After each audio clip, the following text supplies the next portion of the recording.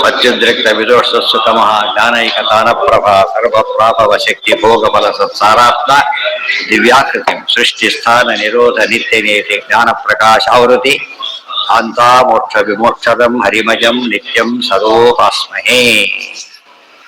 ನಾವೇನು ಹೇಳ್ತಾರೆ ಪ್ರತ್ಯಕ್ಷರಂ ಪ್ರತಿಪದಂ ಅಂತ ಹೇಳ್ತಾರಲ್ಲ, ಅದು ಎದ್ದು ಕಾಣ್ಬೇಕಾದ್ರೆ ಆಚಾರ್ಯ ಎಲ್ಲಾ ಗ್ರಂಥಗಳು ಹಾಗೆ ಇರೋದು. ಕೆಲವು ನಮಗೆ ಕ್ಲಿಯರ್ ನೋಡಿದ ತಕ್ಷಣ ಗೊತ್ತಾಗಿರೋದು. ಏನಾಯ್ತು ನಿನ್ನೆ?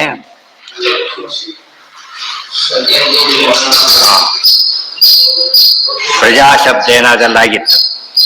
ದ್ವಾರ ಮಾತ್ರ ಅಣಿಮಾ ಸೂಕ್ಷ್ಮತೋ ವಾಯುಮಾದಾಯ ದೇವಿ ಯಾತಿ ವಿಷ್ಣುಂ ಪರಾತ್ಪರಂ ದ್ವಾರ ಮಾತ್ರ ಸಾ ದೇವಿ ವಾಯುಪ್ರಾಪ್ಯೋ ಜನಾರ್ದನ ವಾಯುಪ್ರಾಪ್ಯೋ ಜನಾರ್ದನ ಸ ಏನಾನ್ ಬ್ರಹ್ಮ ಗಮಯತಿ. ಉಪನಿಷತ್ತಿನ ಮಾತೆ ಅರ್ಥ ಸ ಏನಾನ್ ಬ್ರಹ್ಮ ಅಂದ್ರೆ ದೇವರನ್ನ ವಾಯುದೇವರ ಹೊರತು ಮುಟ್ಲಕ್ಕೆ ಸಾಧ್ಯ ಇಲ್ಲ. ವಾಯುದೇವರ ಹೊರತು ದೇವರ ವಿಚಾರಕ್ಕೆ ಸಾಧ್ಯ ಇಲ್ಲ. ಸರ್ವಮೂಲದ ಹೊರತು ಮೂಲ ಗ್ರಂಥ ಅರ್ಥ ಆಗೋದಿಲ್ಲ ಅಂತ ಅರ್ಥ.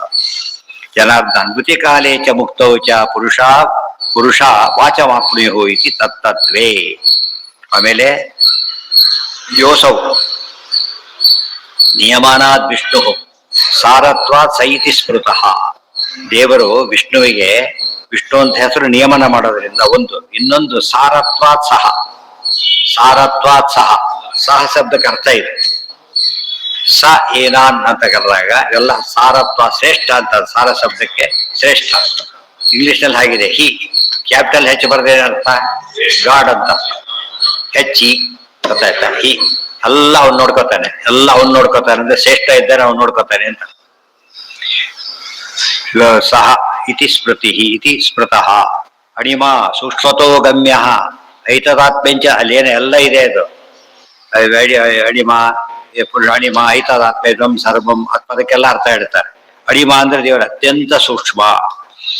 ಮತ್ತೆ ಐತದಾತ್ಮ್ಯಂಚ ತದ್ವಶಂ. ಎಲ್ಲರೂ ಅವ್ರೇನ್ ತಿಳ್ಕೊಂಡ್ರು ಐತದಾತ್ಮ್ಯ ಅಂದ್ರೆ ಒನ್ ವಿತ್ ಹಿಮ್ ಅಂತ ತಿಳ್ಕೊಂಡ್ರು. ಅಲ್ಲ, ಇವನೇ ಸ್ವಾಮಿಯಾಗಿದ್ದಾನೆ. ಆತ್ಮ ಅಂದ್ರೆ ಸ್ವಾಮಿ.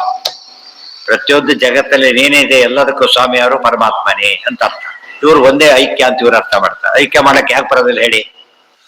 ಎಲ್ಲವೂ ಸ್ವಾಮಿ ಅಂತ ಹೇಳಿದಾಗ ಜಡವೂ ಸ್ವಾಮಿ ಅಂತ ಆಗುತ್ತೆ. ಅರ್ಥ ಆಯ್ತಾ? ಜಡವೂ ಸ್ವಾಮಿ ಅಂತ ಆಗುತ್ತೆ. ಅವ್ರು ಒಪ್ಪೋದಿಲ್ಲ. ಯಾಕೆ? ಜಡ ಏನದು? ಜಡ ಮಿಥ್ಯಾ. ಇವತ್ತು ಮಿಥ್ಯಾ ಜಡತ್ವ ಹೇತು ಇದೆ.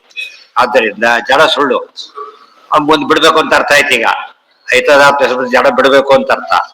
ಬಿಟ್ಟು ಅರ್ಥ ಮಾಡ್ತಿದ್ದೀರಿ ನೀವೇ, ಹೌದಲ್ಲ? ಬಿಡದೆ ಅರ್ಥ ಮಾಡಿ ಬಿಟ್ಟ ಅರ್ಥ. ನಾವು ಬಿಡಲಿಲ್ಲ. ಆತ್ಮ ಸ್ವಲ್ಪ ಸ್ವಾಮಿ ಅಂತ ಅರ್ಥ ಬಿಟ್ಟೇ ಇಲ್ಲ.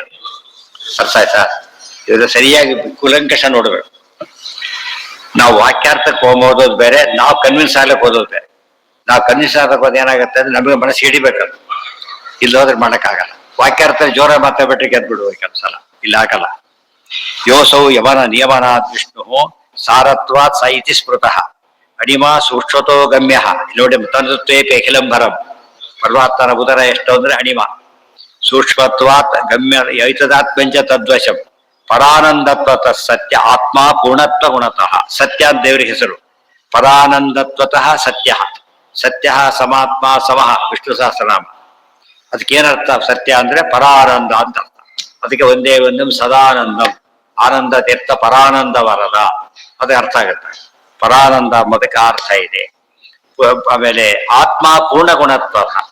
ಅನಂತಾನಂತ ಕಲ್ಯಾಣ ಗುಣಗಣ ಪರಿಪೂರ್ಣನಾಗಿರೋದ್ರಿಂದ ದೇವರಿಗೆ ಆತ್ಮ ಅಂತ ಹೆಸರಿದೆ. ಪರಾನಂದತ್ವ ಸತ್ಯ. ಸತ್ಯತೋ ಪಾಸಿತತ್ವಂ ಹಿ ಮಾಭೂತ್ತೇ ಸ್ತಬ್ಧತಾ ತತಃ. ಎಲ್ಲ ದೇವ್ರ ಬಗ್ಗೆ ಹೇಳ್ತಾರೆ. ಇಂಥ ದೇವರಿದ್ದಾನೆ, ದೇವರು ಸ್ವಾಮಿ ಆಗಿದ್ದಾನೆ, ನಮಗೂ ಎಲ್ಲರಿಗೂ ಸ್ವಾಮಿ ಆಗಿದ್ದಾನೆ. ಅದು ಬಿಟ್ಟು ನಾನಷ್ಟು ಓದ್ದವನೇ ಇಲ್ಲ ಅಂತ ಬಂದ್ಬಿಟ್ಟಿದೆಯಲ್ಲ, ಹಾಗೆ ಮಾಡಬೇಡ ಅಂತ ಮಗನಿಗೆ ಸಂದೇಶ ಕೊಡ್ತಾರೆ. ಹಾಗೆಲ್ಲ ಮಾಡಬೇಡ.